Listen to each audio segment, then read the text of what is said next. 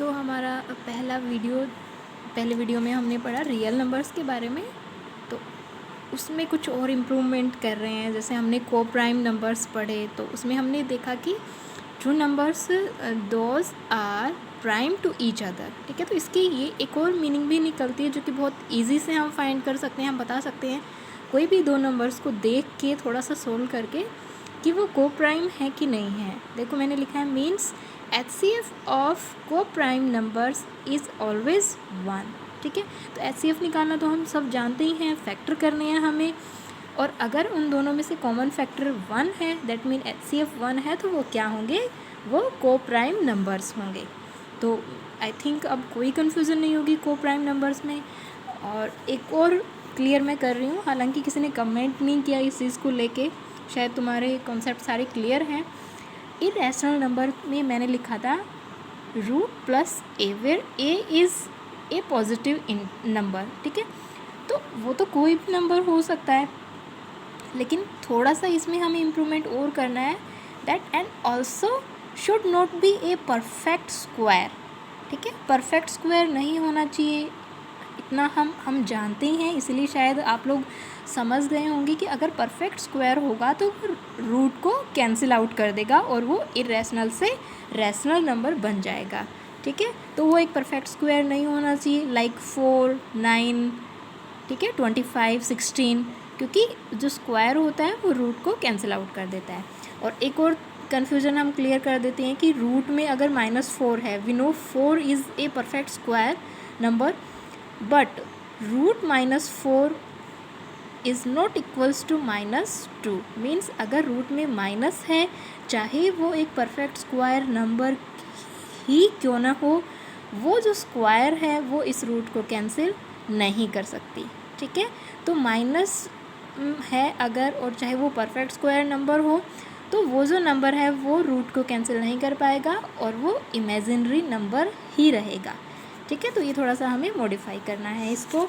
अब आगे नेक्स्ट है हमारा नया टॉपिक है यूक्लिड्स डिवीज़न लेमा। ठीक है, इससे पहले मैं तुम्हें एक चीज़ और बता रही हूँ जो कि हम लोग स्टार्टिंग से पढ़ते आए हैं। हमने पढ़ा है that dividend equals to divisor into quotient plus remainder. ठीक है, ये हमने पहले ही पढ़ा है। जैसे मैंने एक एग्जांपल लिया है, हम यहाँ पे डिवाइड कर रहे हैं 225 को मैं डिवाइड कर रही हूँ 9 से। ठीक है, तो हमने 9 से डिवाइड किया, डिवीज़न करना हम सबको ही आता है। ठीक है, एंड कोसेंट आया है हमारे पास 25 और रिमाइंडर है हमारे पास 0। तो हमने देखो किस तरीके से इसको लिखा है। इसको हमने इस पूरे डिवीज़न को हमने इस फॉर्म में लिखा है। प्रोसेस देखो, what is dividend? 2 to 5 is dividend, so dividend equals to divisor into quotient plus remainder. ठीक है, हमें सेम यही प्रोसेस फॉलो करनी है, चाहे हम किसी भी डिवीज़न को सोल्व करते हैं हम इसी तरीके से लिखेंगे। ठीक है, जैसे मैंने एक और लिखा है 45 एंड 7, 2 नंबर्स लिए हैं। 45 को अगर हम 45 डिविडेंड है एंड 7 इज़ डिविज़र, तो 45 को जब हमने डिवाइड किया 7 से, ये तो हम वर्बली कर सकते हैं, 7 इंटू 6 42 प्लस 3। ठीक है, तो 45 को we can write 45 equals to 7 into 6 plus 3। मैंने किस अरेंज कैसे किया है वो ध्यान से देखना है। 45 यहाँ पे डिविडेंड है, 7 यहाँ पे डिविज़र है, 6 कोसेंट एंड प्लस रिमाइंडर। ठीक है, इसी प्रोसेस से मैंने ये लिखा है। ठीक है, तो इसको हम इस तरीके से लिख सकते हैं। ये एक अगर हम करते जा रहे हैं डिविज़न्स और हम उसको इस तरीके से लिखेंगे तो सेम यही रिज़ल्ट आएगा सब डिविज़न्स में ही।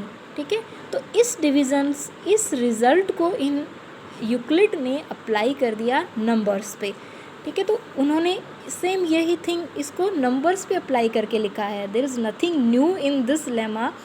और इसी स्टेटमेंट को उन्होंने सीरीज़ में अप्लाई किया और फिर एक पर्टिकुलर स्टेटमेंट दे दिया, तो उस स्टेटमेंट को हम क्या बोलते हैं? लेमा बोलते हैं। और इसका बहुत ही इजी सा बुक में दिया हुआ है, हमें बहुत ही इजी सा स्टेटमेंट है that for any 2 positive integers 2 positive integers लिए हैं हमने a एंड b, जैसे हमने यहाँ पे 45 एंड 7 लिया था, यहाँ पे 2 to 5 एंड 9 लिया था, वैसे ही यहाँ पे हमने 2 इंटीजर्स लिए हैं, ठीक है।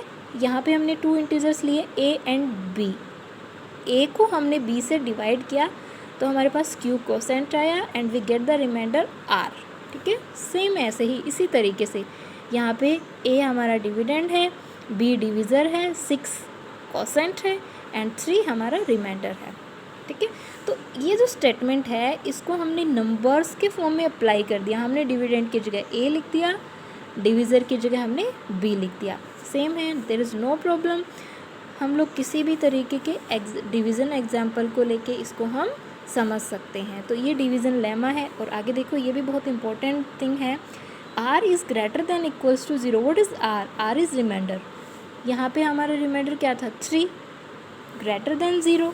यहाँ पे क्या था? 0। That mean it can be equal to 0 and it can be greater than 0। ये 0 से बड़ा होगा या 0 के इक्वल भी हो सकता है, जैसे कि हमने यहाँ पे देखा।